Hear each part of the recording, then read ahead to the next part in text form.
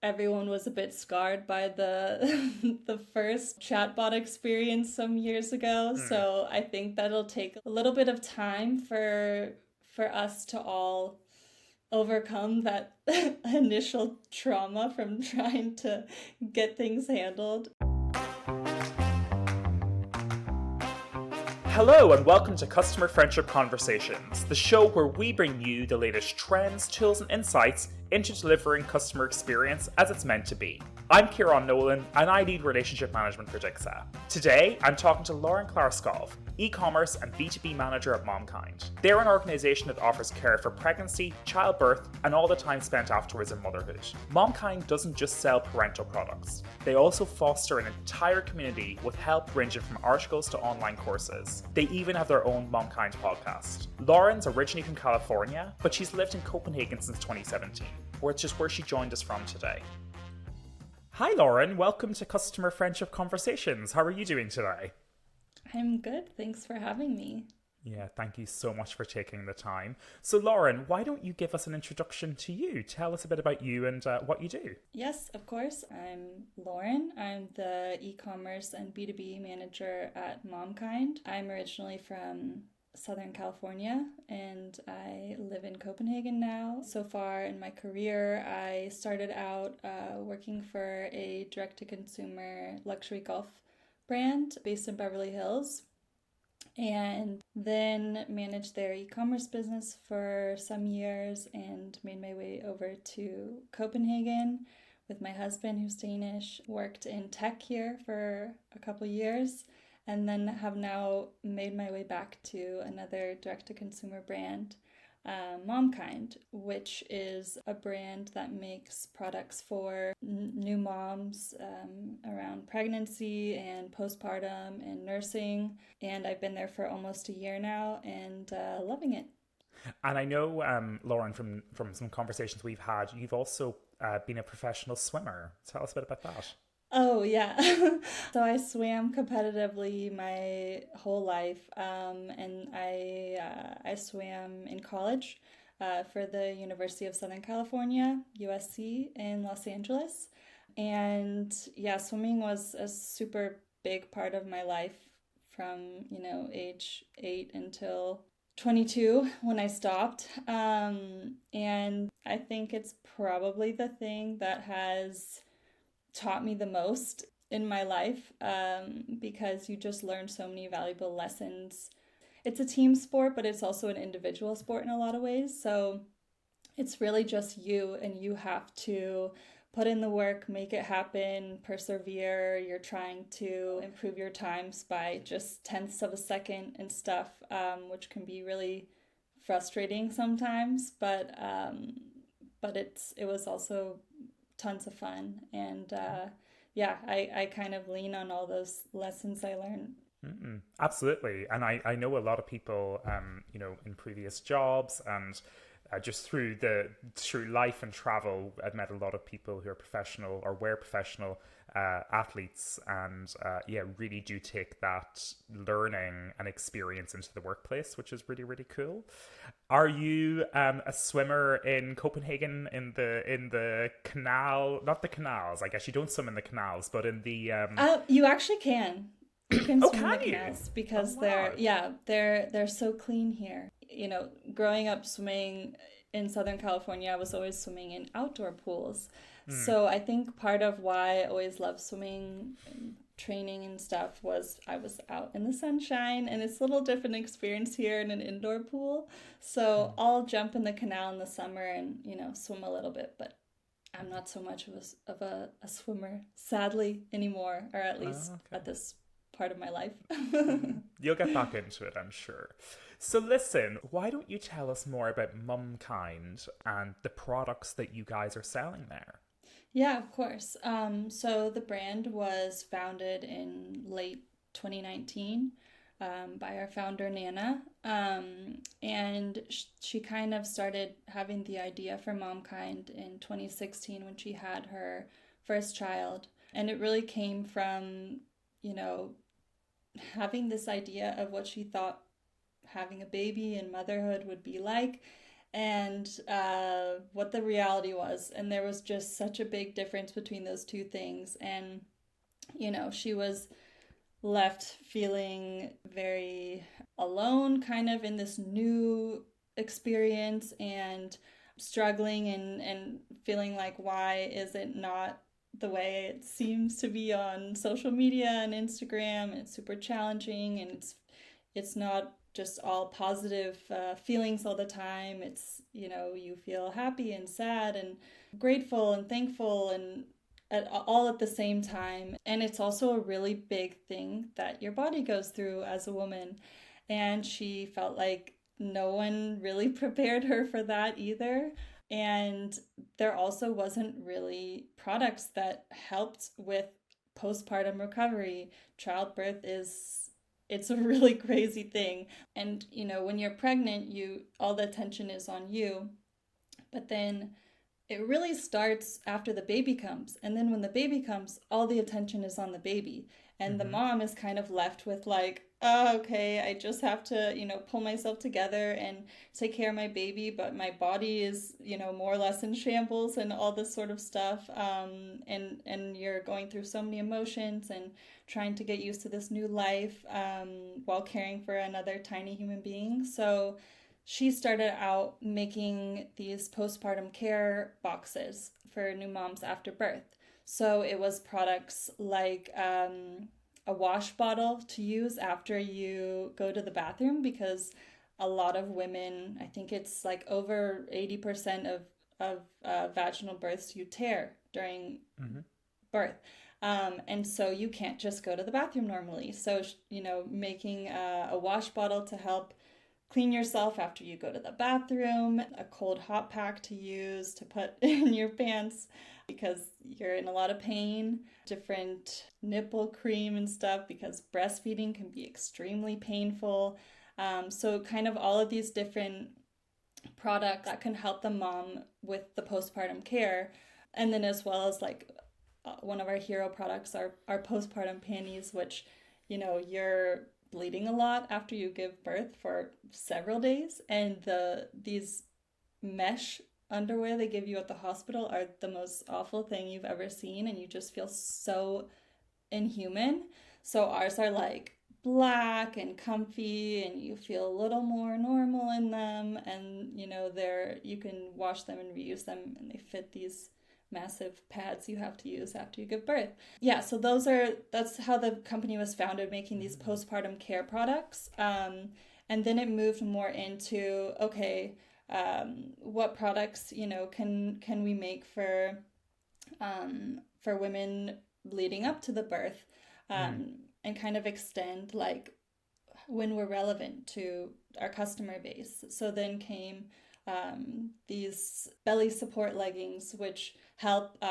They have like support panels around the belly and in the lower back, and really thinking about what the mom was going through in that specific time and kind of the pain points, and solving those. So a lot of maternity clothes, they're you can tell that someone made them that maybe isn't familiar with the things that your body needs at that point. Making, these belly support leggings, pregnancy leggings, and bike shorts, and then moved into making nursing bras and underwear to wear while pregnant that can help support your belly. And it's kind of continued from there. So now, we have a line of products that are great when you're pregnant, and then the postpartum care products, and then our nursing bras for the period after when you're nursing and doing all that.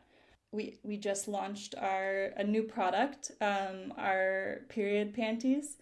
So that's also cool, getting into, okay, now after you're done with this whole phase around having a baby, then you get your period again, and so kind of creating more products for moms and women in general, because it's just been a pretty untapped market.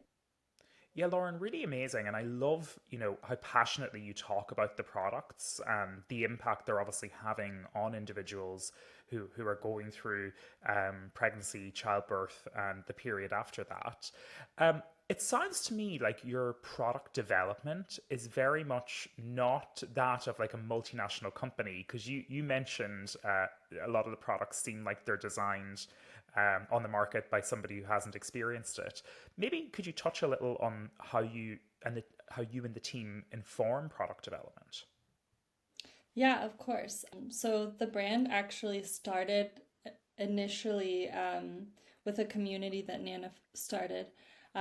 So she started a private Facebook group and just started sharing her thoughts being a new mom and struggles and all that. And it really took off fast from there. And so a couple months later, she launched the web shop. And then since then, that private Facebook group is now close to 20,000 members. And then we've also created the momkind lab, which is essentially something that our customers can sign up to join. It's a newsletter, and we really use our community. We invite them to help develop new products with us. And so, if we're thinking about creating a new product, we'll go to our Facebook group, we'll post there, hey, anyone interested in participating in a focus group, we're going to make a new nursing bra for women with a very large cup size, and they have different needs than a smaller size nursing bra. And so we'll go to the Facebook group and email the members of the momkind lab, and then filter through, see who is kind of in this target audience and invite them in. We'll give them products to test and do feedback sessions with them to know, okay, the fit was good here or what can be improved, and do these different iterations when we're developing a new product, so that when we go to launch it, we actually know that it's something that is first and foremost relevant to our community, and secondly that works and is something that we can feel confident standing behind and saying, you need this because of these different features and etc. And this actually kind of leads nicely on to the kind of culture within the company. And culture, as we know, leads to customer experience and the experience of your teams. I know at Momkind, you guys have a very unique approach to, well, you can say unique, the world has changed a lot since COVID, but to flexible working. What does that look like? I think when Nana founded Momkind, she also was very specific on what type of culture she wanted to create, and knowing how important company culture is in the success of any brand. So we work a 30-hour work week at Momkind. That's full time for everyone. We are in the office a lot because we also just like being in the office, but Fridays are always from home. And then we have some other colleagues who work remote, one in Lithuania, one who lives outside the city, so she works from home a bit more. And I think part of that is, of course, Nana felt like you can get just as much out of someone working 30 hours versus 40 hours, and at the same time allow them to have a more balanced life that's gonna make them more excited to come to work. For me, I used to work 40 plus hours easily, and now cutting back to 30 hours, I can say that I get just as much done. And you just also have to be a lot more structured about what you need to do and how you're going to do it because you have less time. And so it helps prioritize your tasks as well, because you really have to be like, okay, what is the most important? I have 30 hours, and then a lot of our employees are also moms and want to be able to go pick up kids from daycare, school, without it being too late. And so I think having the 30-hour work week, it allows the team to really be successful in their professional life and then also in their personal life. It's been working so far. So, yeah. Amazing. And that leads us very nicely. The culture of customer experience within the company. You have a team which is working in a very flexible manner. You have a really active community from speaking to you both in this conversation and also outside of this conversation, very passionate about the brand. What does customer experience and customer friendship look like in Momkind? I think for a lot of brands, they are trying to minimize their communication with customers. But for us, we really want to maximize it. It's super important to us that our customers continue to engage with us, express their opinions, and ask questions and challenge us. And so the way that we communicate with our customers on social media is very much in this two-way communication, and that obviously translates to our customer service as well. I think when you're talking to, expecting moms or new moms too, there's a lot of emotions involved and stuff. And so we want to make sure that we give really thoughtful answers and give them the time and care that they deserve. So maybe we, take a bit longer replying to customers, but for us, it's really worth it and it really makes a difference. I actually don't know if you know this about me, but I personally worked selling baby furniture for 2 years. I did not know that. Yes, so I spent 2 years working for IKEA in their newborn and baby department when I was in school. And I really, really enjoyed it. I thought it was such a lovely job. It was like 16 hours a week. And I worked with some wonderful people, but it was such a nice team to work within because you were working with people who were experiencing and sometimes going into probably one of the most daunting things in their lives. And like at that time, I couldn't relate. I was 17, 18.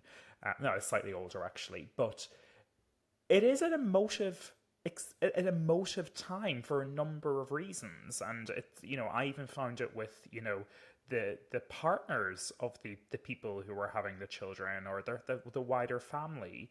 How do you balance this very unique time for individuals? How do you deliver and ensure that you're kind of taking that right level of empathy to the people you're speaking to? Yeah, of course. I mean, I think it helps that most of our employees, they've all been through it. So obviously having like firsthand experience, you just know everyone's journey is different to a certain extent, but you really, what they're feeling and what they're going through. And of course it makes it easier to have more empathy. I think in the office a lot we talk about this customer experience. We have this special relationship with our customers, like we're doing this for them.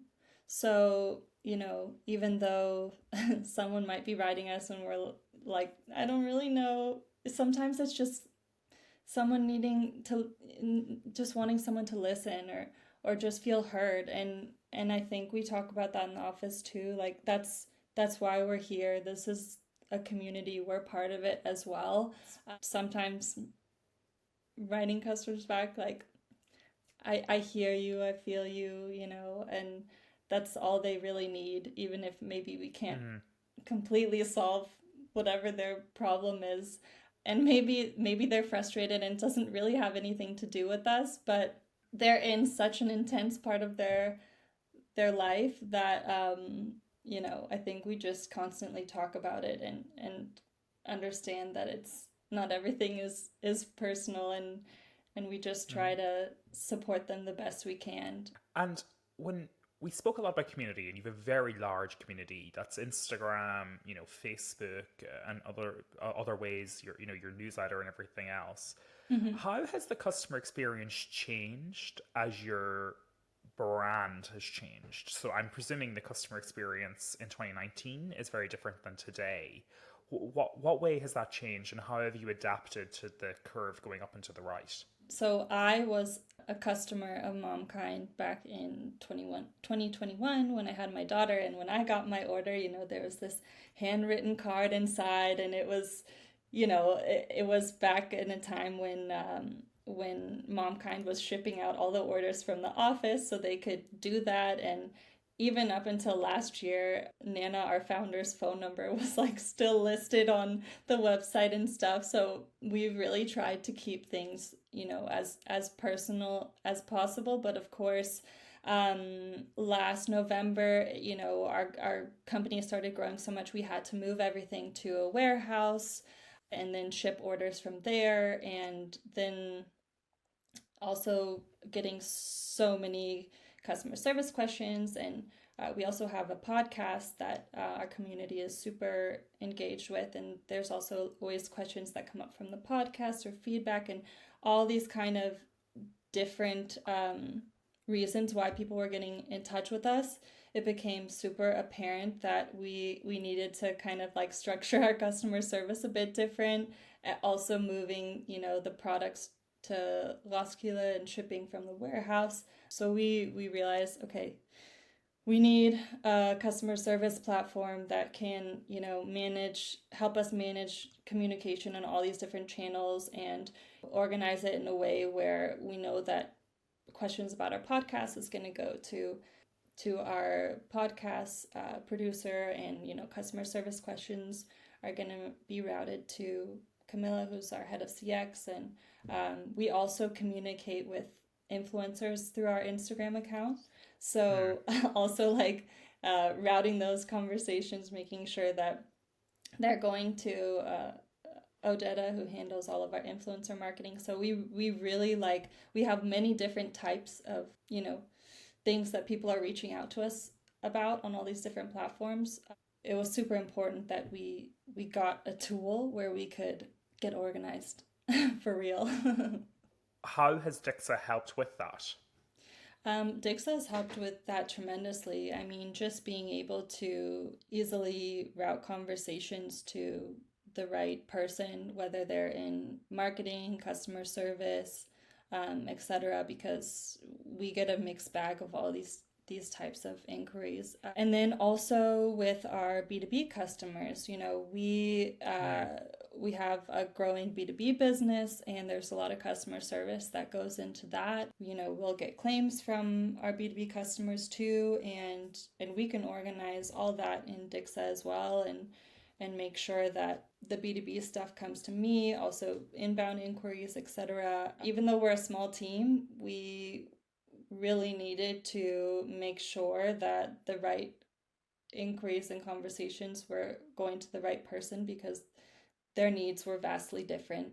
Really great. So you are, you mentioned earlier in the podcast, you're really growing the product range beyond just pregnancy, and that's obviously super exciting.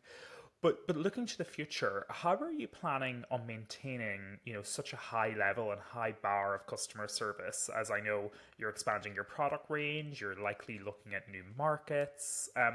What does that look like from your guys?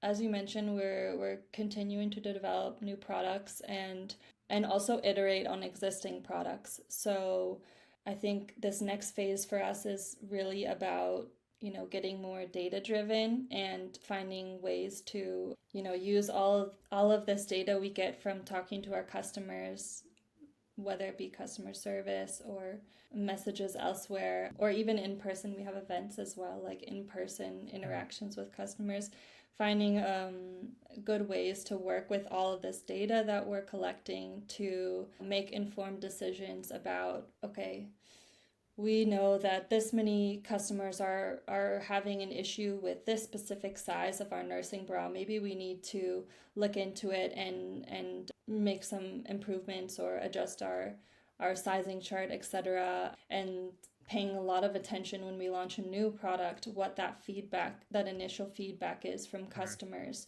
and being able to act quickly on it. So there's that piece. And then also, with these new products, we have the responsibility to educate our customers about them. For example, with our new period panties, a lot of people don't necessarily know how they're supposed to use them and how many pairs they should buy and how long they should wear them and how they should wash them and all these sort of things. So we're working on really building out our knowledge base for our customers so that they can find out all of these questions themselves. And of course, we can also assist them when they need help. Our products, they do take some educating, especially because before you go through it, you don't really know what to expect. So you don't know why you need, a wash bottle or these certain things after childbirth, etc. So there's both becoming, more data driven and really utilizing all of this really valuable information we're getting from our customers, and then structuring it in a way to help make informed decisions for the future, and then investing a lot in making a really great knowledge base for our customers, and also within internally as well, because as we grow we need to educate new colleagues and stuff about our products as too, and how we handle customer service and all of these things to help maintain the same level of service we've always provided, and that personal touch with customers. I know we met recently at an event in Copenhagen. You're somebody, I'd imagine, and I'm guessing, keeps your ear very close to innovation. What's the thing that you're most excited about right now when it comes to customer experience innovation? We have yet to see like a really good chatbot. But of course that, is changing quickly, and with ChatGPT too. So I'm hoping that we get to a point where we can have really great chatbots that you can just ask questions to and get useful answers out of them. And I think that's coming. I think everyone was a bit scarred by the the first chatbot experience some years ago. So I think that'll take a little bit of time for us to all overcome that initial trauma from trying to get things handled with those first iterations of chatbots and etc. But I do think that there's a lot of potential, and we're seeing some real great stuff coming. Even as a small team, I think that's the important thing that we're working on here at Dixa, is we're working on a ChatGPT type powered chatbot, which we're super excited about. But the idea behind it is it doesn't need much maintenance and setup, and it kind of can be kicked off pretty quickly. So we're super excited about things like that. But I think you're right in saying that it's scarred in the past, and hopefully fixing that moving forward, which is really great. Well, listen, we finish every interview with, or podcast, I should say, with 3 quick-fire questions. So super quick answers, the first thing that comes to your mind. So the first one is, what do you know now that you wish you'd known at the start of your customer experience and B2B journey? To not take everything so personally. I remember back when I first started my career at G4, which was the golf brand, everyone at the company had to start off doing customer service, regardless of what your position was, which was like such a great way to learn the products and the customer and everything. And I was just so sensitive anytime someone was, had a problem or was upset or whatever. And now I think that goes just in general, like everyone is going through different things. So knowing that it's maybe not about you, but just trying to have empathy and help them in any way you can. You, throughout this, have talked a lot about the power of community, customer experience, and whatnot. How are you measuring the success of that at momkind? So right now, we're trying to become more data driven and use things like NPS scores, etc.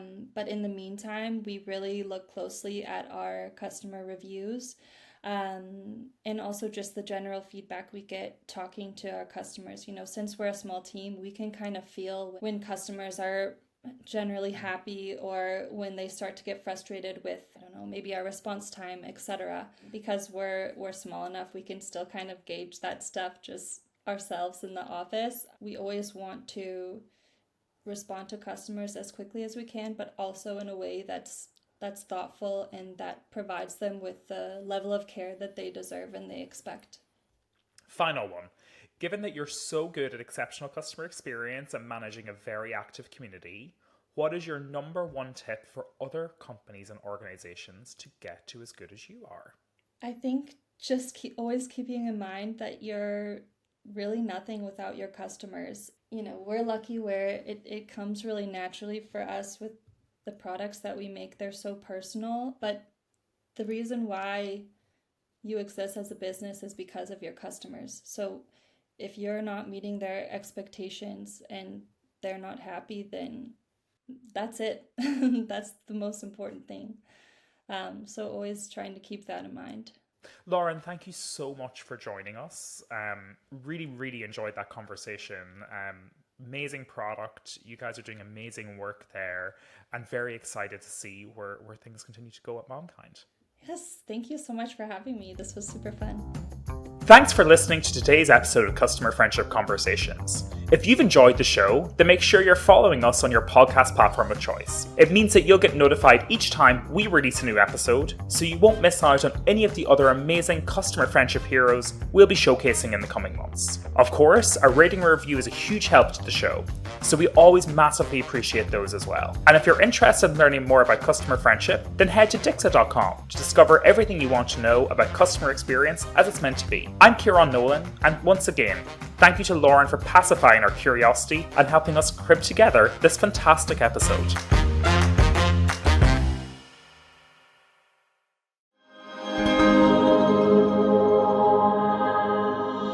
Co-fruition.